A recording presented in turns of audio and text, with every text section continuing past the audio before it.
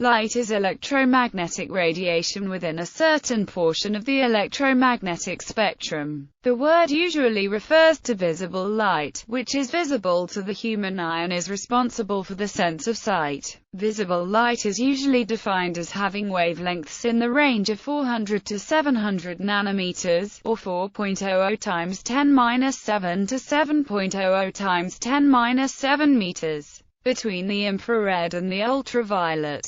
This wavelength means a frequency range of roughly 430 to 750 terahertz. The main source of light on Earth is the sun. Sunlight provides the energy that green plants use to create sugars, mostly in the form of starches, which release energy into the living things that digest them. This process of photosynthesis provides virtually all the energy used by living things. Historically, another important source of light for humans has been fire, from ancient campfires to modern kerosene lamps. With the development of electric lights and power systems, electric lighting has effectively replaced firelight. Some species of animals generate their own light, a process called bioluminescence. For example, fireflies use light to locate mates, and vampire squids use it to hide themselves from prey. The primary properties of visible light are intensity, propagation direction, frequency or wavelength spectrum, and polarization. While its speed in a vacuum, 299,792,458 meters per second, is one of the fundamental constants of nature. Visible light, as with all types of electromagnetic radiation, is experimentally found to always move at this speed in a vacuum. In physics, the term light sometimes refers to electromagnetic radiation of any wavelength, whether visible or not.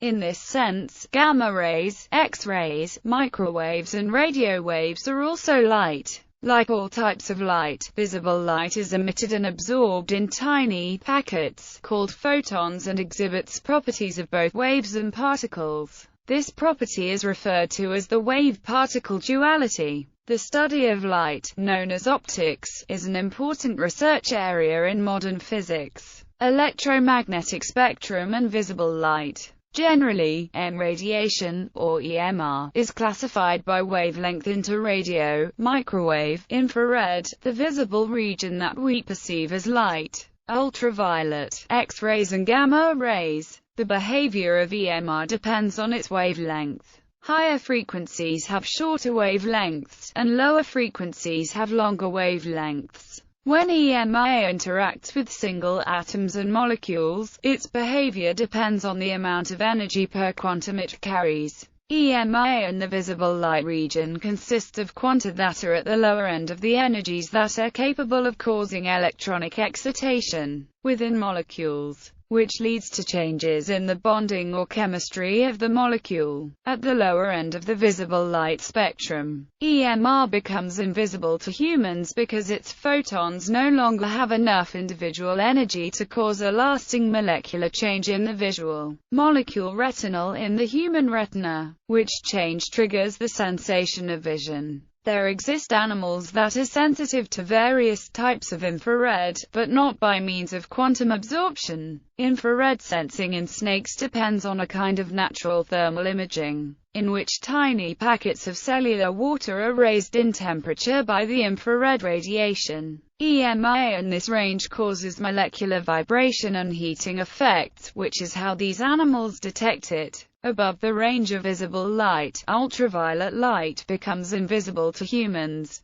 mostly because it is absorbed by the cornea below 360 nanometers and the internal lens below 400. Furthermore, the rods and cones located in the retina of the human eye cannot detect the very short ultraviolet wavelengths and are in fact damaged by ultraviolet. Many animals with eyes that do not require lenses are able to detect ultraviolet by quantum photon absorption mechanisms, in much the same chemical way that humans detect visible light. Various sources define visible light as narrowly as 420 to 682, as broadly as 380 to 800 nanometers. Under ideal laboratory conditions, People can see infrared up to at least 1050 nanometers. Children and young adults may perceive ultraviolet wavelengths down to about 310 to 313 nanometers. Speed of light. The speed of light in a vacuum is defined to be exactly 299,792,458 meters per second. The fixed value of the speed of light in SI units results from the fact that the meter is now defined in terms of the speed of light. All forms of electromagnetic radiation move at exactly this same speed in vacuum. Different physicists have attempted to measure the speed of light throughout history. Galileo attempted to measure the speed of light in the 17th century. An early experiment to measure the speed of light was conducted by Ole Romer, a Danish physicist, in 1676. Using a telescope, Romer observed the motions of Jupiter and one of its moons, Io. However, its size was not known at that time. If Romer had known the diameter of the Earth's orbit, he would have calculated a speed of 227 million meters per second. Another, more accurate, measurement of the speed of light was performed in Europe by Hippolyte Fizeau in 1849. Fizeau directed a beam of light at a mirror several kilometers away. A rotating cogwheel was placed in the path of the light beam as it traveled from the source to the mirror and then returned to its origin. Fizeau found that at a certain rate of rotation, the beam would pass through one gap in the wheel on the way out and the next gap on the way back. Knowing the distance to the mirror, the number of teeth on the wheel, and the rate of rotation, Fizeau was able to calculate the speed of light as 313 million meters per second. Elie Couteau and Foucault used an experiment which used rotating mirrors to obtain a value of 298 million meters per second in 1862. Albert A. Mikaelson conducted experiments on the speed of light from 1877 until his death in 1931. He refined Foucault's methods in 1926 using improved rotating mirrors to measure the time it took light to make a round trip from Mount Wilson to Mount San Antonio in California. The precise measurements yielded a speed of 299,796,000 meters per second. The effective velocity of light in various transparent substances containing ordinary matter is less than in vacuum. For example, the speed of light in water is about 3/4 of that in vacuum. Two independent teams of physicists were said to bring light to a complete standstill by passing it through a Bose-Einstein condensate of the element rubidium. One team at Harvard University and the Rowland Institute for Science in Cambridge, Massachusetts, and the other at the Harvard-Smithsonian Center for Astrophysics, also in Cambridge. However, the popular description of light being stopped in these experiments refers only to light being stored in the excited states of atoms, then re-emitted at an arbitrary later time, as stimulated by a second laser pulse. During the time it had stopped, it had ceased to be light. Optics. The study of light and the interaction of light and matter is termed optics. The observation and study of optical phenomena such as rainbows and the aurora borealis offer many clues as to the nature of light. Refraction. Refraction is the bending of light rays when passing through a surface between one transparent material and another. It is described by Snell's law, whereas the angle between the ray and the surface normal in the first medium is the angle between the ray and the surface normal in the second medium, and n1 and n2 are the indices of refraction. N equals 1 in a vacuum and n greater than 1 in a transparent substance. When a beam of light crosses the boundary between a vacuum and another medium, or between two different media, the wavelength of the light changes, but the frequency remains constant. If the beam of light is not orthogonal to the boundary, the change in wavelength results in a change in the direction of the beam. This change of direction is known as refraction. The refractive quality of lenses is frequently used to manipulate light in order to change the apparent size of images. Magnifying glasses, spectacles, contact lenses, microscopes and refracting telescopes are all examples of this manipulation. Units and measures. Light is measured with two main alternative sets of units.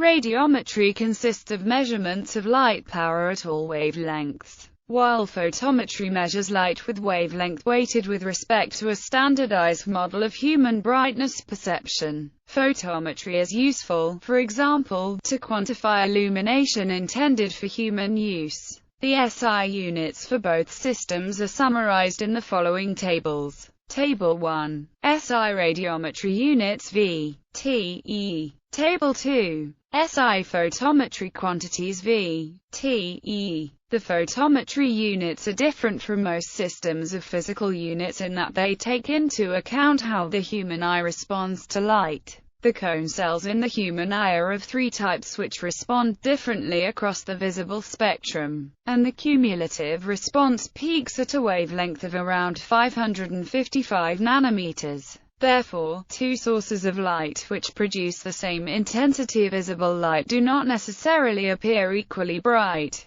The photometry units are designed to take this into account, and therefore are a better representation of how bright a light appears to be than raw intensity. They relate to raw power by a quantity called luminous efficacy, and are used for purposes like determining how to best achieve sufficient illumination for various tasks in indoor and outdoor settings. The illumination measured by a photocell sensor does not necessarily correspond to what is perceived by the human eye, and without filters which may be costly, photocells and charge-coupled devices tend to respond to some infrared, ultraviolet or both. Light pressure. Light exerts physical pressure on objects in its path, a phenomenon which can be deduced by Maxwell's equations, but can be more easily explained by the particle nature of light. Photons strike and transfer their momentum. Light pressure is equal to the power of the light beam divided by c, the speed of light.